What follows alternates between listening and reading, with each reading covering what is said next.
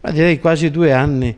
perché all'alba delle elezioni il primo di non eletti della provincia di Padova, Fabio Conte, allora sostenuto dal vicepresidente Zorzato, dal ministro Galan, insomma un po' dei maggiorenti del partito, fece ricorso contro la mia elezione, prima al TAR dove ebbe torto e poi al Consiglio di Stato. Con la sentenza pubblicata oggi della seduta avvenuta il 21 di febbraio si conclude questa questione e si certifica che il consigliere Leonardo Padrin, cioè il sottoscritto, ha conseguito più voti di preferenza nella medesima lista del candidato consigliere Fabio Conte.